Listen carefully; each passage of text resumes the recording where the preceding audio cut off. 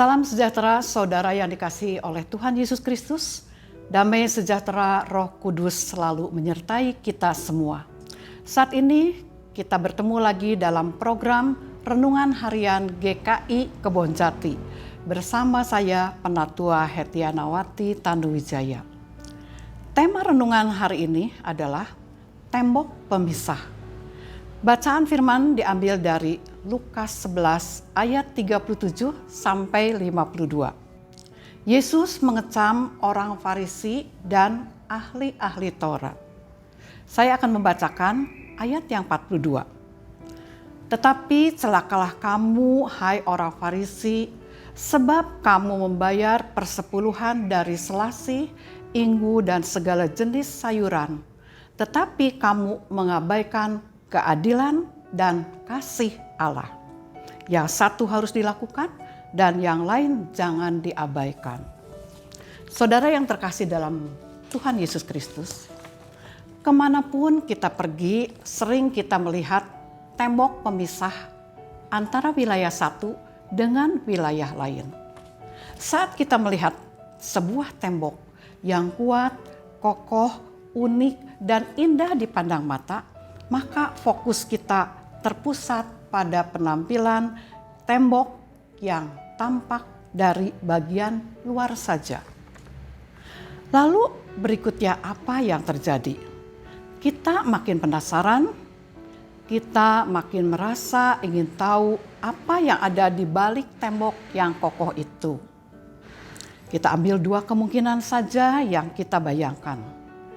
Kemungkinan ke satu, tembok yang kokoh, unik, indah itu terdapat wilayah kehidupan yang tertata rapi, teratur, sejuk, nyaman, dan penuh kedamaian. Tapi di balik tembok yang kokoh dan unik itu, ternyata memungkinkan juga kita melihat wilayah kehidupan yang berantakan, kumuh, tidak teratur, bahkan mungkin di luar dugaan kita. Saudara yang terkasih, di dalam menjalani kehidupan ini, kita juga sama, sering menemukan tembok pemisah. Apakah di tempat kita bekerja, di lingkungan sekitar, di tempat kita melayani, bahkan di dalam keluarga besar kita. Atau bisa juga terjadi di tengah kelompok persahabatan kita. Lalu apa yang menjadi tembok pemisah itu? Yaitu sikap-sikap yang ditampilkan oleh orang Farisi itu. Kekayaan, jabatan, sikap merasa paling benar, sikap merasa paling suci, sikap sombong, angkuh, sikap selalu ingin dihormati, nyinyir, bahkan bisa terjadi ada gula, ada semut, atau eksklusif juga. Nah, saudara yang terkasih dalam Yesus Kristus, tembok pemisah inilah yang menyebabkan terjadinya ketidakpedulian antara sesama kita. Lalu di manakah teladan Tuhan Yesus kita tempatkan?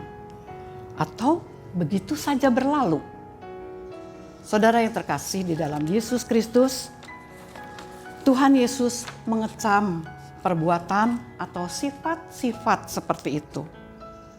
Tuhan Yesus sudah membuktikan bahwa tidak ada tembok pemisah di antara kita. Orang buta Tuhan Yesus sembuhkan tanpa menanyakan latar belakangnya. Orang lumpuh, orang kusta, orang yang dirasuk setan, Tuhan pulihkan tanpa menanyakan berasal dari mana, dari golongan mana. Saudara sekalian, Tuhan Yesus mengasihi kita semua tanpa batas. Latar belakang tidak pernah ditanyakan oleh Tuhan Yesus. Kalau Tuhan Yesus sudah memberi teladan kepada kita, mari kita tempatkan teladan itu di dalam hati kita. Lalu kita jadikan dasar untuk melakukan kebaikan tanpa sekat. Banyak orang saat ini butuh pelayanan kita, menunggu uluran tangan kita. Lakukanlah. Saat ini saat yang tepat untuk berbuat baik. Biarlah kita tinggalkan tembok yang tampak dari luar saja. Kita membuat satu jalur baru, jalur kasih yang penuh berkat. Dari awal sampai ujung jalur itu, pasti Tuhan akan memberkati. Tuhan tentu menyiapkan kita untuk memampukan membuat jalur kasih itu. Kalau kita mampu membaca firman, kalau kita mampu mendengarkan firman dari berbagai pihak, lalu kita juga pernah dijamah Tuhan untuk hal-hal yang lebih baik lagi. Karena itu, lakukanlah teladan Tuhan. Biarlah kita tetap melaksanakan kasih jalur awal dan akhir tanpa sekat. Mari kita lakukan bersama. Tuhan Yesus memberkati. Amin.